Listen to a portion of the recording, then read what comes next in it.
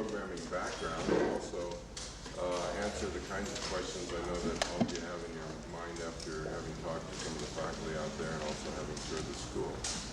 And so we'll just take off. I think you'll start with a little bit of the background of the program problems that existed or how they what took place when we're working on Thornton Ladd. I want to say first I really appreciate the chance to talk about this issue because there's an awful lot of information about CalArts going around that isn't right. And the problem is to get an audience to listen to you. So I'm really delighted.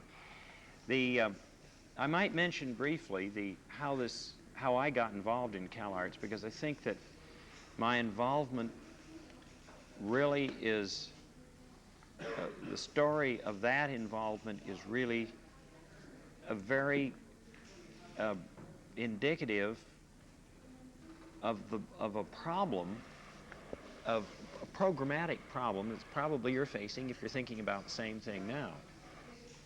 I first got involved in the Los Angeles Conservatory of Music. This was along about 1958. And a friend of mine asked me if I would go on the board, and this was because of my interest in music. So I said, fine, I don't know whether I could be of any assistance to you. And she said, well, the reason that we ought to look at this is that this institution's been here for 73 or 74 years, and it is going down the drain financially. And it's made a great contribution to the Los Angeles area. If it's a distinguished institution, if it's going to die, let's bury it properly, or let's revive it. So I said, well, I'll be happy to go on and see what I can do in whatever way I can. Well, I got the board, and in addition to, of course, the financial problems, which were terrible because they were running at $5,000 a month deficit, I began to ask some questions. Well, is it right to have a conservatory of music as a separate institution? How does it relate to the other arts? We're going into, I didn't call it that now, but I realize now that I was beginning to intuitively realize that we were moving toward intermedia. And so is it right then to have a music institution as a separate institution apart from all the other arts? Well, I didn't know the answer to that, and I really couldn't formulate that question as simply as I've formulated it now, because at that time I wasn't aware, and I'm not too sure too many other people were aware of just what the meaning of intermedia really was. So it happened that at that time I had to make a couple of trips to the East Coast for business purposes, and I thought, I'm going to see if I can get in touch with some of the people who are thinking along these lines. So I talked to Harold Spivak, who was the head of the music department of the Library of Congress. I talked to Alan Moe, who's the head of the Guggenheim Foundation.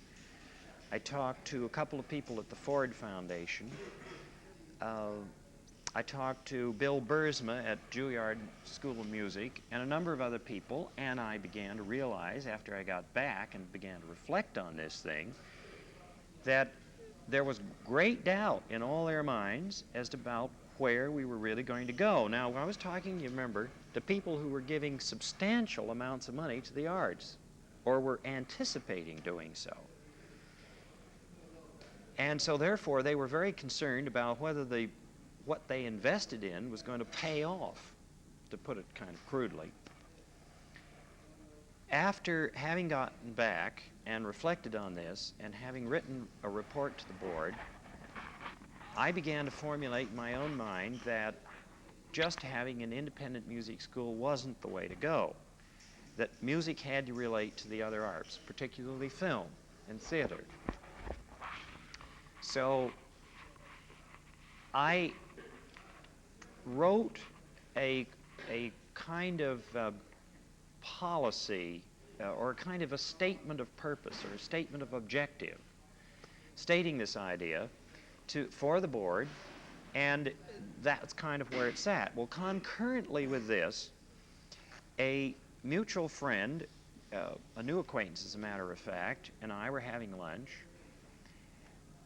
and it was Buzz Price of ERA, who's economics research, and now it's PRC. And I was telling him about this because his brother-in-law was Robert Shaw of the Robert Shaw Chorale, and he was quite interested in music, and I was telling him what was going on in the music world. And he said, you know, it's funny as you describe this way you think this maybe ought to go. This is very similar to what Walt Disney has been thinking. Now, Buzz had been doing work for Disney on a number of projects, and at that time he had done all of the site studies for Disneyland and so on, and so he was very close to him. And he said, I think you ought to come out and talk with Disney about this. So I went out with another board member, and we discussed this whole idea of where the arts were going, what kind of a school is the right kind of a school. How do you point the ship? And he came up with a lot of very interesting ideas. I must say that they were really quite unformed in a way in his own mind. And but he said there's a couple of things that I have found over the years that are important, and that is that students can learn a great deal more if about half their day is spent applying what they're learning to something real. Now, he had a great problem getting animation students or employees for the studios. So he started a school at the studio for anybody that was interested and actually paid their way. The mornings were spent in school, and the afternoons were spent in actually working on projects at whatever level the student was at that time. Now, the classes weren't formal. The classes were, you moved as fast as you could move, as your talent permitted, and also the direction you went in had a lot to do with what your talent indicated. And he said, now, I think that, he said, I've learned that lesson, and he said, we want to look at that. And he said, but on the other hand, I'm a pragmatic person. I have to have people who can do things so we can produce in a studio. And he said, I recognize that there is a place for purely theoretical study. And he said, I don't want to get personally in on this curriculum to the extent that I begin to shape it away from the theoretical and too much to the pragmatic. So he was quite aware of the fact that his business, which is Disney Productions, WED, were to some extent in conflict with the things that we all know have to be in a good school, which is just take a problem as an independent kind of thing that is freed of the constraints that business and all the practical things put upon you when you're dealing with a real problem. So we moved, he said, I think we should study this whole issue further, and why don't you put down on paper all of your thinking and let me review it. So I worked for 6 to 8 months. This was just on my own time. It didn't have anything to do with architecture at that time. And I put together, along with a couple of other people on our board, and also Buzz Price of ERA, put together a planning manual of the best of our thinking at that time. That planning manual was turned over to Disney. He studied it for a couple of weeks and came back and said, this is something I want to pursue further. I don't know just where we're going, but I want to pursue it. Let's put the Conservatory of Music and Chouinard Art Institute together, and let's work from that nucleus. So at that time, sight became an issue. And the first site that was considered was the Pilgrimage Theater site across from the Hollywood Bowl, which, as I recall, had about 9 acres, which was on top of a hill principally. We talked to the county about that, about their involvement in it, and it turned out that it became evident there wasn't enough space. There were all kinds of parking problems and access problems, and so Disney then said, well, I think that in order to get this thing moving, we ought to get out onto a site that has enough space. So he made a gift, Disney Productions made a gift to this new school, which has now had the name CalArts, made a gift of 42 acres at their Golden Oak site, which is east of New Hall, and it's a site that is really void of all structures, and it's for shooting films. It's a beautiful spot. There are oak trees, and they're just natural California scenery. So we now had 42 acres, and he said, why don't you do some studies of what we can put on that property and how it came about? Well, all this while, the program, you see, was being reviewed. Now, we had in all 5 different, I went through 5 different administrations in CalArts. I had the Chenard and Conservatory administrations, which I lump as one. I had Disney, which had another idea. Then we brought aboard Bob Corrigan, who was at NYU in New York and had headed up their arts program, and he had some very definite ideas of what art programs ought to be. At that point, we began to, when Corrigan came aboard, which was the next major step, he said, where's theater? Now, Disney didn't want to have theater, didn't want to address himself this early to theater.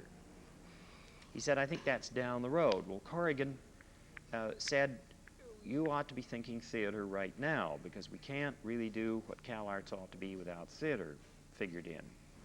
Now, in our original planning manual, we had theater. The question was when it would be implemented. Unfortunately, just at this point, Disney died. And there was a great turmoil about the site at that time, which was coincidental with his death. One was that there was a major geologic problem that had been discovered by our soils people and geologists, because it was an earthquake fault at that point.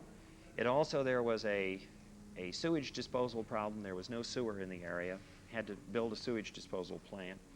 And there were a number of other really major problems. And so therefore it became a question of whether that site was even feasible. At that time, the Newhall Land and Farming Company had wanted some kind of institution in that area. So they had made an offer to CalArts and said, we'll give you the value of half the land out here if you'll build your school. Well, this looked pretty attractive, 60 acres up on a hill. And so after a great deal of study, of which I wasn't particularly involved at this point, the decision was made to go out to another campus. Now, at this point, Corrigan began bringing up some rather interesting new programmatic issues. And he brought aboard, after about 6 or 8 months, Herb Blau, who, of course, you all know is probably one of the most controversial people in theater in the country. Herb was, with Jules Irving, headed up the Vivian Beaumont Theater in Lincoln Center, did some very interesting things. He headed up the Actors Workshop in San Francisco, which was really the first exploration into all the new things that could be done in theater. So at this point, the program started to undergo some very major changes. And I want to emphasize this because this is the problem. This comes then to the central problem of why so much of CalArts is the way it is. They argued that in the majority of the arts, they felt that the audio factor was going to become very major, and that therefore the problem of acoustics was going to be a primary concern in the program, that video capabilities were going to be major, and that there would be generated in all the activities that were going on in the school an enormous amount of videotape and sound tape, and that this had to be handled. Well, now this changed the complex of the program considerably, because what you see it did was this. It said that we can't have an open space like this space, because if you're going to be videotaping and recording 7 or 8 different things simultaneously in an open space, you're going to get overlap, and it's going to be technically impossible to come out with anything sufficiently usable. Therefore, the sound transmission criteria in the building became very crucial, and we began now to get factored into the whole equation all sorts of requirements like sound transmission criteria that was down around 30. That means that the whole air conditioning system had to be oversized in order to reduce the velocities of air so that you wouldn't have interference and this kind of thing. Well, this became an engineering problem of major proportions, because the question was, how do you build a wall that has a sound transmission criteria such that you won't get sound transmitting from one space to another? And the funny thing was that other than a few art studios, almost every single space that was envisioned in that program ended up having to have some kind of criteria like this, because the theater people were fantasizing about how they were going to come down in the art department and how they were going to utilize impromptu performances in amongst the artworks, how the music department was going to get involved in theater in a way that hadn't been done before, and on and on and on and on. So the pendulum, and this is purely subjective, I have to say, the pendulum, in my view, really swung way, way to the other side of the mark, of probably the reasonable mark. They were trying, in my view, to do too many things. They were trying to make too many spaces work too many ways. And of course, the more the building got tighter and tighter, and I registered this reaction, and I just had hours and hours and hours, days, months of discussion of this whole issue. It's one that you can't take lightly, because you can make a case both ways. And so I throw that out to you as one thing you really want to look at very, very carefully, because if you get a really imaginative person in theater or in film, and they come to you and they say, but I can't do what I want to do unless you provide certain acoustic conditions, you have to stop, don't you? And you have to say to yourself, well, how far do I go? Then there was another major factor involved in this, which I think I ought to bring up, and that is that the major funding on CalArts was done by the federal government.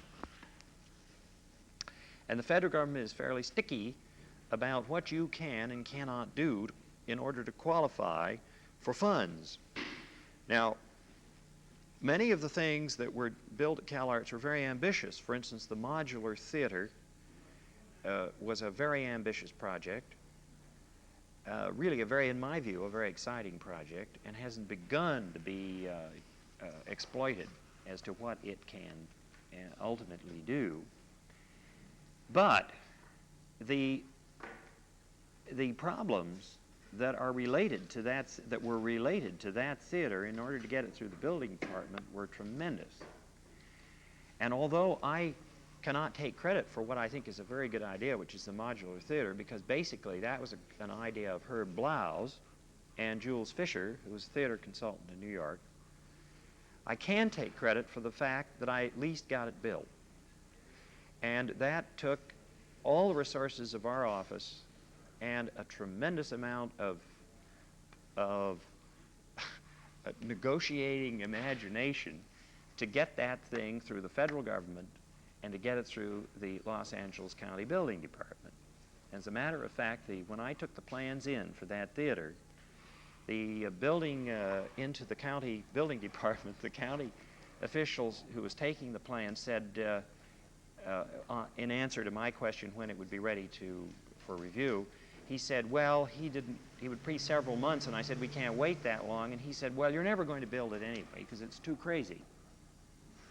So that's the kind of thing we were up against, and I simply throw that in because, you see, we were working during all of this period, extreme opposites. On the one hand, the freedom to do certain things, and on the other hand, the constraints of all the federal bodies. I'm not really complaining about this, I'm just saying these are the facts of life.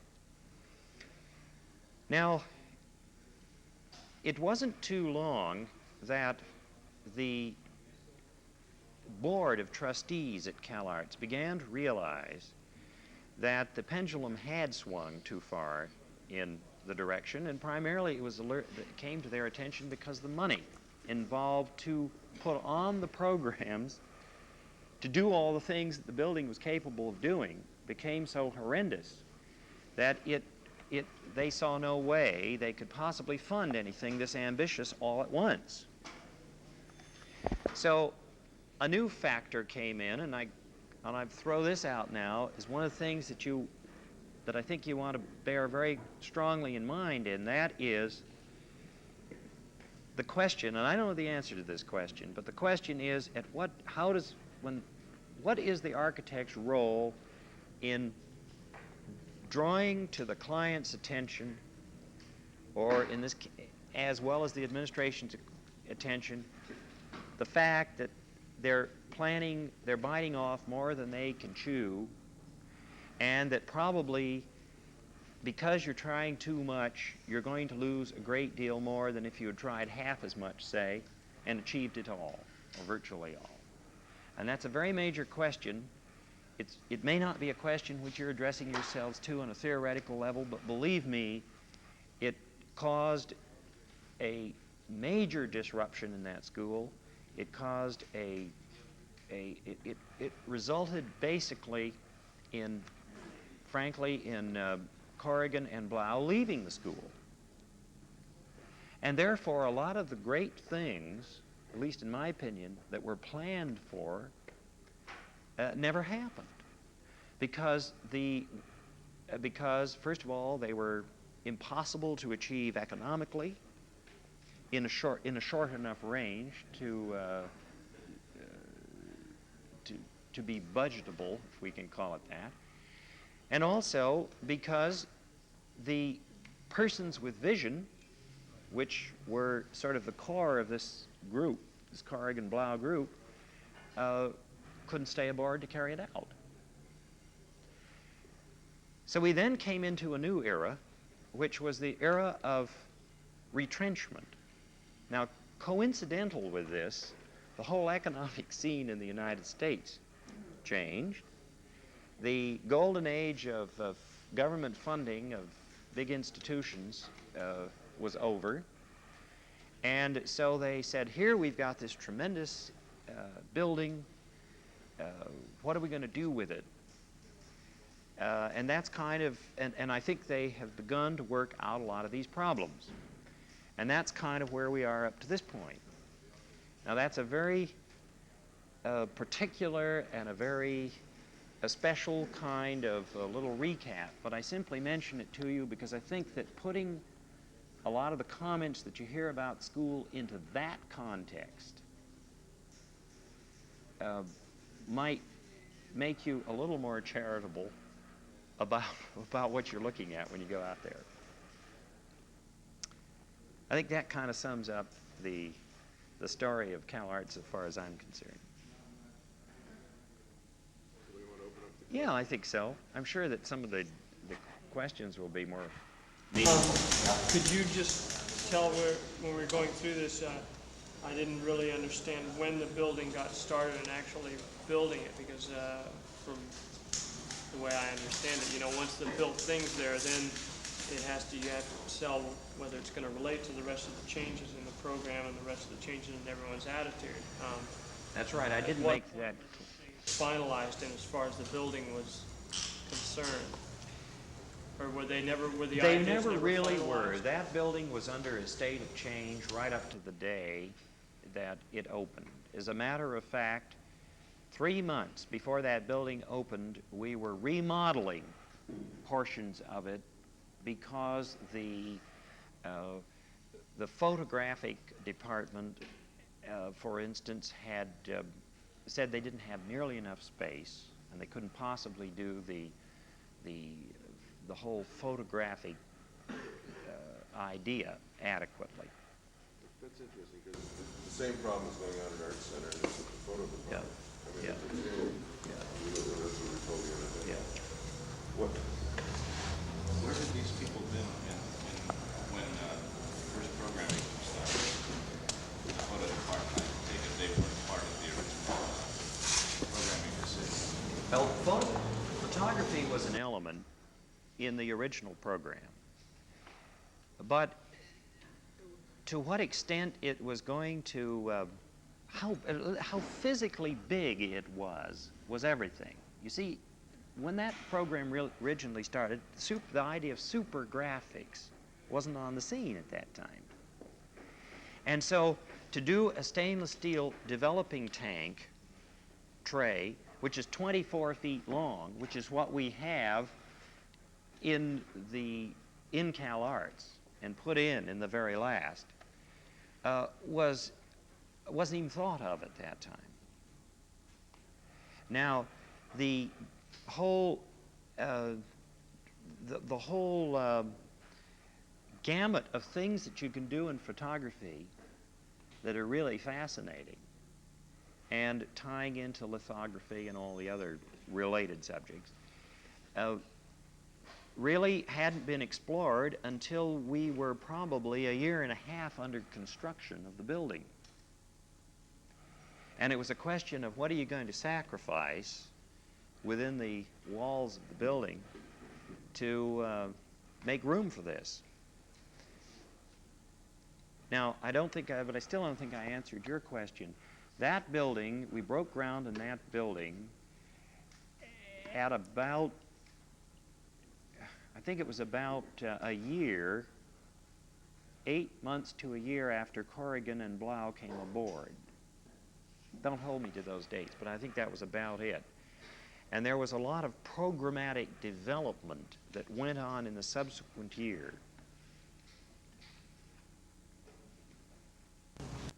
And incidentally, we had to move. You see, here was the thing. We had to move with that building because about $17 million of government funds were involved. And it meant that if you didn't move, you didn't get it. So you couldn't sit there and rethink the project. That financing is different, though. Oh, yes, that's all changed. What finally happened? Because they only have a small amount of debt. Well, I don't know. I haven't checked the debt. But if you take the whole project, they had a 40-year payoff, as I recall. I can't imagine it's being reduced too much by now.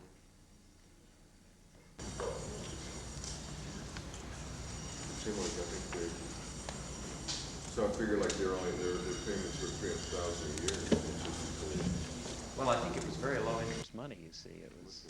Oh yeah, I think it was. I don't remember exactly, but it was down around 3 or 4%, something like that. Oh yeah, it makes a huge difference. When you were working out, say, costs or anything, did that come into, say, the structural facilities as far as what you picked as a structural system or the type of construction you used? Did that come in to the budget, or was that kind of the free end of the program at that time? Now, let's see if I understand you. You say, do I read you that the did we take the type of structural system and its effect on cost into consideration at the beginning? Right. Is that your question? Okay, very much so. You see, we have almost 300,000 square feet in the building. And I want to parenthetically throw something in here, and then I'll get back to your question, and that is that the original scheme that I went into and discussed with Disney was a cluster building approach, almost modular in concept, which could then, as the building grew, could be sort of linked together. In other words, you grow in instead of growing out. And as I recall, I had 5 major clusters and then a large space in the center, which you could grow into, or you could enclose, or you could whatever you wanted to do downstream. He said, no, I don't want that. He was very decided about that. He said, I want something quite different than that. I want all of this building at the beginning to be under one roof, the whole school. And I want a central space which will be going and be active 24 hours a day. He wanted a sort of main street in the building. So we discussed that at great length. That's why that center gallery is that way. Well, now, of course, the center gallery has never been done that way. He said, I want the students to do their thing. He didn't use that word because that word wasn't around at that time. But he wanted the students to do their thing in that gallery continuously, and that's why that whole mezzanine thing was done that way. He wanted a happening going on. That word hadn't really come into use at that time, but he wanted a happening going on. That's never happened in that building. A lot of things were done in that center space with all of that in mind. Now, to get back to your question,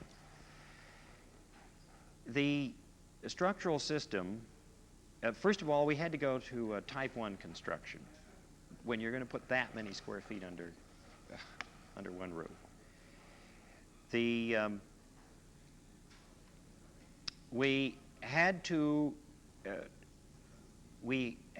couldn't go to a post and beam. We explored a post and beam concept. And the problem we kept running into with the post and beam concept was that if your spans were great enough to give you all kinds of flexibility, what you ended up with was beams that were so deep that could take all the peculiar loading conditions and occupancy conditions, because you see that building is filled with all sorts of different occupancies all the way through it. We've got auditoriums, we've got B occupancies, we've got F occupancies, we've got fire problems and all that sort of thing. They're all kind of mixed up. So by the time you got the beams big enough and all fireproofed and type 1 to really, and of spans great enough to give you the kind of flexibility that you really should get if you're going to buy that kind of a system, the thing got so out of reason in terms of beam depths that we simply had to abandon this. We could have done it, but it was uneconomical. We finally came up with kind of a compromise, a hybrid. We decided that since the sound attenuation between rooms was so necessary in the majority of cases, that the cheapest way we could do that was with a concrete block. And of course, if you're going to buy a concrete block of X thickness, concrete filled, you might as well use it for structural reasons. If you're going to buy it for acoustics to begin with, and it's excellent for that, you might as well buy it for structure at the same time. So what actually happened was, a great deal of that structure is kind of like a honeycomb. What it is, that their acoustical parameters required a type of construction that turned out to be very economical structurally. And incidentally, that building, including the Modular Theater, which is a very expensive space, and all of the basic equipment that is built-in place equipment, like the 24-foot stainless steel developing tray, all of that came out $29.80 a square foot for that 300,000 square foot complex. That would have been an average, since the building was built in 2 phases, would have been about 1970 prices. Yeah, I take it back, about 1969 prices, I think would be a good average. So that was just $9 million in construction costs. Yeah, I'm talking about just the building now. I'm not talking about site work, and I'm not talking about residence halls, and I'm not talking about a lot of other things that had to be done. Does that get to the structural issues? Yeah, that's what I was Did we stay then within the 17 million final? You're saying with all the parts covers the 8 million or furnishing, joint? Well, of course, when you get into furnishings and you get into all the other costs that are involved in a project, the construction generally comes out to be about half of it, you know, on a large project. People throw around a Yeah. lot of different figures that Yeah. you should be aware of. I'm aware of it. But I'm sort of callous to that now. I don't worry too much about it. Seems to me that, I don't know, I may be wrong, but it seems to me that most of the problems that are being generated out there are from the constant restructuring of the program. Like, and you really never had anything really stable almost to work with. It seems like things were constantly being changed as far as how much space one particular school needed, and how much space another particular department needed, and everything like this. And this was constantly changing. Is that? You know, I think that's true, except that I don't think you can blame them for that. No. But what I think if this is, you know, basically true, would you have, now knowing what you know now, have changed a lot of the design that you yes, did do I think that my original idea of doing separate structures and growing inward still has something to be said for it as an idea. Also, building, not everything that you can envision you need at the beginning has something to be said for it. In other words, go on a make-do philosophy for a while. Because you see, what really happened was that a lot of the changes which were made from the original drawings and cost somewhere in the magnitude of almost $1 million out there have more or less proved to not have been necessary. There were other ways you could have solved the same problem. It seems like what happened was you got I don't know how it developed, but you built in a lot of inflexibility in the final product.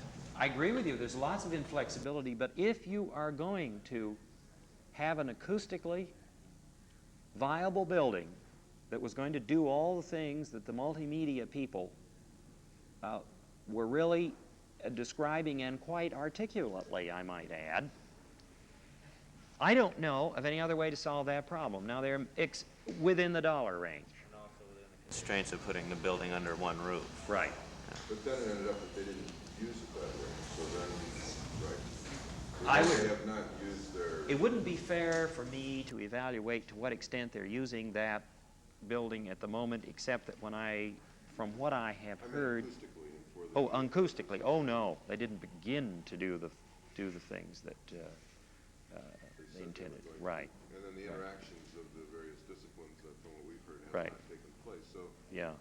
therefore, you took a strong point, their strong point in the program, responded to that, and as a result then ended up with a fix that was more difficult for them to work with, which is a difficult thing to have to do. Yeah. What led the building to have such a, well, it seemed to me a very low relationship between the interior and the outside spaces, in the sense of being able to use and move back and forth a lot. What was it that led it into that? The change of putting it under one roof? Or? Well, I'm not perfectly sure that I understand your question. Is it? It seems like there aren't that many spaces between the inside and the outside. It's, you know, it's a nice climate out there, and there's a lot of things that could be done outside, but by being under one roof, it seems like you could never go outside. Let me let me address myself to one small point in your statement, and then I'll get to the main issue. That isn't a nice climate out there. That happens to be an extremely difficult climate. It's high desert. It goes down to 15 and 18 degrees in the winter. It is very, very hot in the summer, and the humidity will drop down to 1% and 2%, which means that you have extremes in climate that are really major. Now, this has a major effect on an air conditioning and heating plant. You have, to compound this problem, you have the Santa Ana wind conditions, and if you've lived around here, you know what those are.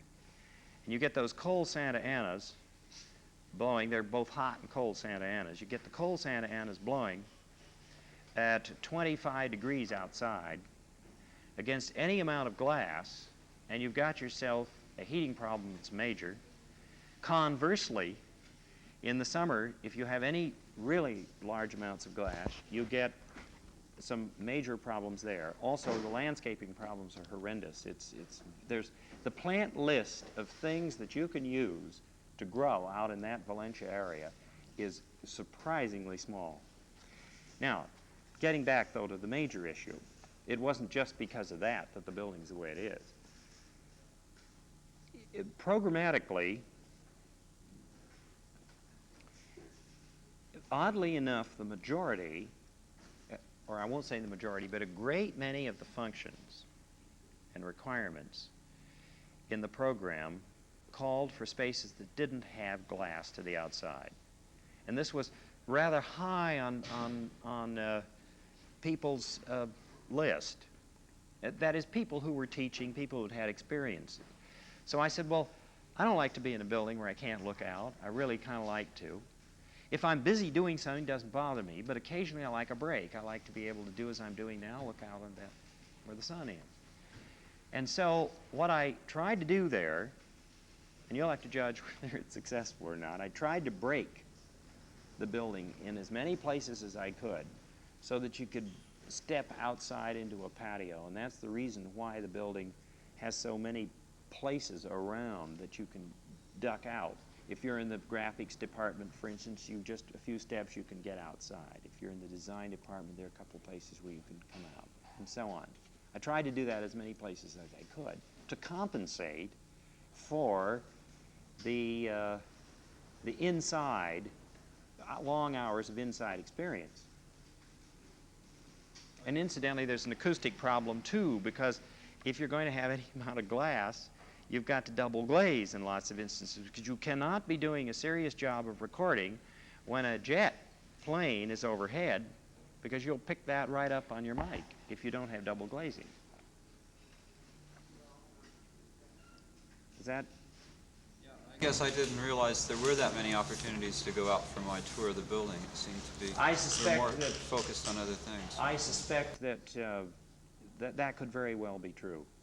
Incidentally, the building department is extremely fussy about exiting problems, as you all, if you don't know, you will.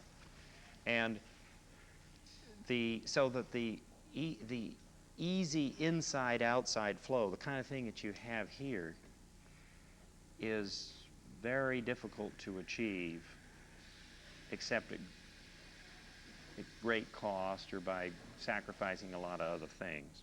I'd have to get into a plan to really show you what I mean by that. Problems that was brought to our attention was the ease of getting in and out and the security end of the thing where they had a lot of things. Yes, there's complaint, and I think it may be perfectly justified that the building has too many entrances, and therefore there's a security problem. But now you see, what are you going to do if you want this kind of inside flowing in and out? Also, that building can take up to 2,000 people programmatically. And when you start figuring occupancies and exiting requirements and widths of corridors and things like that, you are forced to have a certain number of exit, which of course is which is one of the reasons why there's many exits as there are. How about the quarter widths, the amount of interior you give it to circulation and meeting and so forth? I mean, is that all by code? That is primarily by code, yes. There are some corridors which are exceptionally wide, and the reason those are wider than they need to be is that we had envisioned originally they would have a locker system that was at least, as I recall, 36 inches deep. So you could put things like canvases, or maybe it was more, I think it was 42 inches deep, so you could put canvases or illustration board or things that are large scale, you know, the sort of stuff that you have. You could store it there. So you get that extra width. So you see, then there were some gathering places that we never used. there was some gathering, Where the right, library is now, the kitchen Right. facility was. right. So those were all in the program initially and then changed later. That's right, and I think that probably if you doubled the population in that school, that in all probability a lot of things like that would begin to happen. Now you see, another thing that you have to remember is that the big press in those early programmatic period was to have an enormous amount of space for exhibiting student work. And so we designed a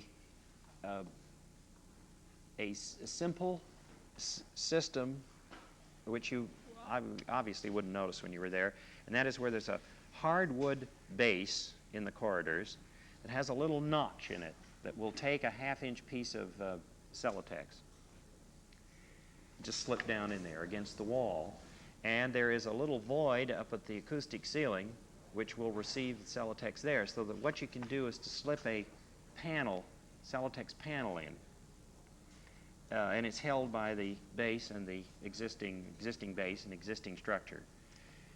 And this is just kind of a modular thing, and you can go on and you put any kind of panel in there you want. The reason we did that was the concrete block never lends itself very well to fastening anything up, as you well know. It's a real problem. But that's what they've tried to do.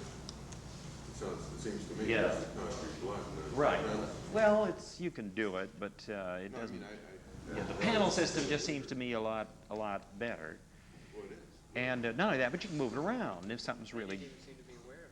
No, well, they didn't. I've just discovered that the other. Well, you see, this is what happens when you don't have continuity, and you don't.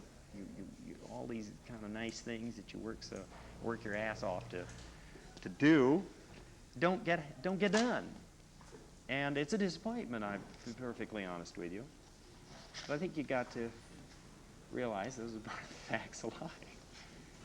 So the complaint we heard was you can't put anything into the wall because it's concrete block.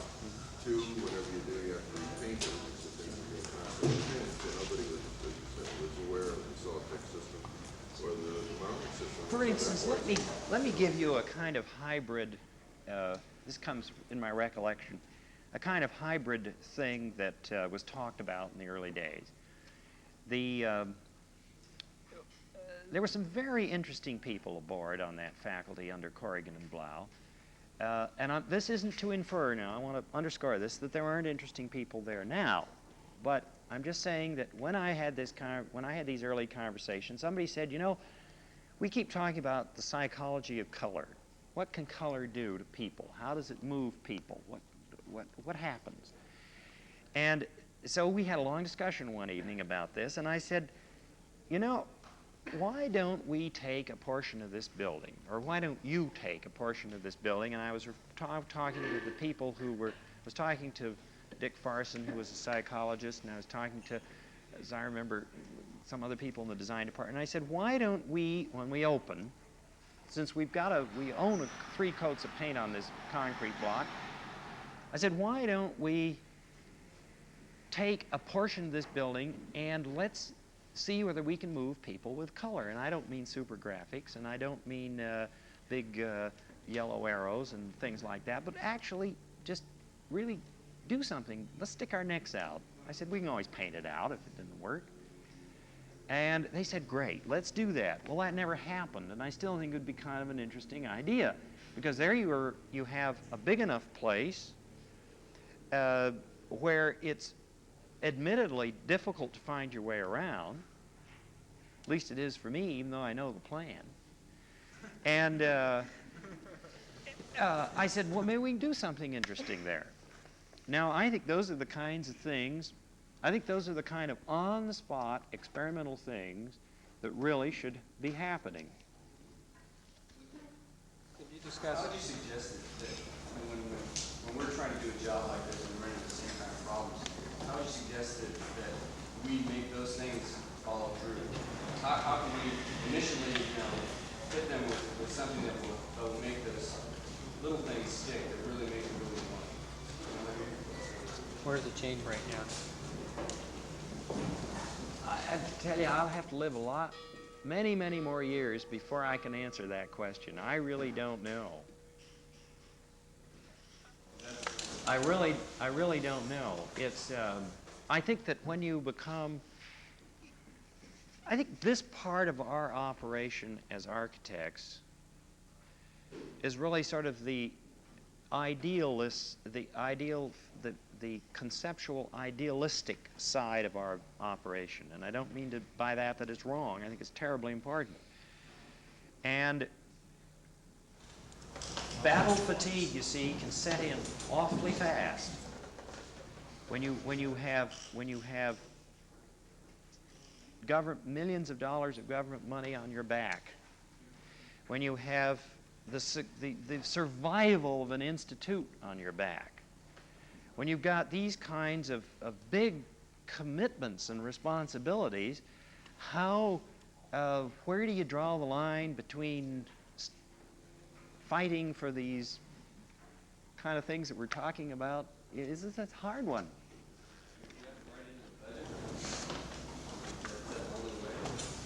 I don't know. You don't know what you're going to run into, what's going to be. That's right.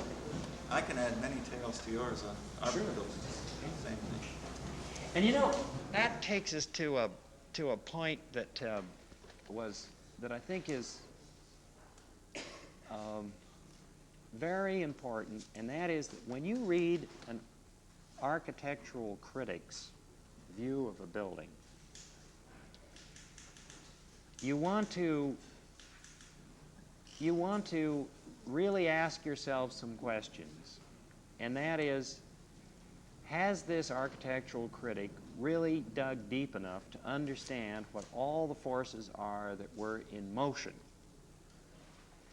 when he's writing that criticism? As a matter of fact, that gets me off on a completely different subject, and that is that I think that you people would, if you haven't spent time talking about architectural criticism, it would be a damn interesting thing to do. Because I am hard-pressed to be able to name any more than 4 or 5 really outstanding critics that I've read over the years that really don't pull any punches, but on the other hand have dug deep enough to understand all the forces. Which is kind of the thing Frank was, I think, was kind of welling up if I read you, wasn't it? Yes. And it's terribly important. And you see, if you're going to have a successful building, and you're really going to pull something off, you have to address yourselves to these practical problems of how do you take the client along in years. For instance, one of the great disappointments to me, personally, was Busch Gardens. Now there, I spent a year and a half in tremendously deep study on the whole landscaping vocabulary for that garden, and what you could do with it over a 20-year span, how you could shape that garden, how we put in trees that really aren't going to develop there until 15 or 20 years. Long-range stuff. I have no way of controlling that. It's become an amusement park now. The original intent was not amusement park. This is a real disappointment because I thought, here's a chance now. I I can do something on a long-range scale that has some kind of meaning to it. But that gets off of the art school. We're off the subject. Yeah. Is there still involvement by various people who are in the initial design program and things and work with the school to affect and give input into the potential of the building? I mean, it sounds like, okay, the building has tremendous potential that they've never utilized, but the question now is, I mean, obviously the people have changed so radically that the people there, don't even know, like the soul text, that these things exist. I mean, is there a follow-up involvement? That's a good question. I think that you probably will find that the people out there are not all that different in their hopes and aspirations and their abilities as the group that I referred to earlier. I hope I haven't suggested that you've got a bunch of uninteresting, uninspired, unimaginative people out there. I don't think that's true. I think the basic difference is that the money they have to work with is so limited, and for very good reasons, that they simply have to be extremely careful about what they attempt to do. Now, what happens, you see, when you have all those kind of economic constraints put upon you is that a certain amount of battle fatigue sets in there, and then the simplest kind of idea you sort of cross off before you even say, well, now can I do it? Incidentally, I started on an idea and I got lost. I want to come back to it. The idea of having all these exhibits throughout the school had to be abandoned because what happened was that the students were ripping everybody off. And it became an absolutely uncontrollable situation. Now, that may have been purely naive on all our parts in the original instance. Maybe we should have recognized that and know that the idea never could have happened. There was also, in relationship to that, there was some discussion about the fact that there was a lot of touring of the building at that time. Some of the programmatic aspects related to the touring of people through to see what was going on in the studios, what was happening at various levels. I noticed throughout, and you mentioned something about it before, there are balconies and 2 and 3 level spaces and touring. Yes, that stemmed originally from Walt's idea that one of the ways you can channel a lot of public money into the arts is to get people very close to the real process of the making of it. He said he always observed, and I think he's right, there's an absolutely magical thing about seeing a potter put his hands on the clay in that bowl, that pot happening in front of you, or seeing the watercolorist put his brush on the paper and seeing it just happen. There's something absolutely fascinating about that. And he said, I want people to come out here and I want to see all this happening. I want them to be able to go around. Well, he had a lot of resistance to that. A lot of the instructors said, hell no, I'm not going to have the public breathing down the noses or looking over the backs of all my students. This is going to be an impossible situation. So he said, well, there is some way we can do it. In other words, he wanted their involvement. He wanted them interested in what was going on because he recognized that the more interested they got, the more they'd support. Something in our problem, we have to deal with a great deal of housing on campus, and kind of curious as to what happened with the housing out there. It doesn't seem to be working as far as people aren't really living in it. And Well, its proximity to the rest of the campus kind of, I don't know, it's really set apart. Well, that's a very big subject, and I really don't know the answer to that. I don't want to put myself in the positions of really making excuses or justifying what we did out there. I mean, I don't want it to get down onto that level. I'll tell you how that came about. First of all, we went to We had federal funds for that, 100% financed, or I'd like 98% or something like that. The let's see, it was not Health, Education, and Welfare, it was HUD, Housing Urban Development. They had very specific parameters at that time that you had to live within in order to qualify for the money. That's changed some since they've been forced to, and I think rightly so. Of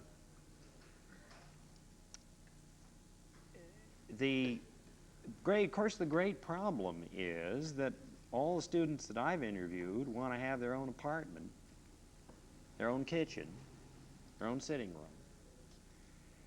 And I don't know how, for the kind of money that they have to pay, you're going to do it. You see, the great problem that we're faced with, having the campus out of the city that far, is that you have really no alternatives in housing.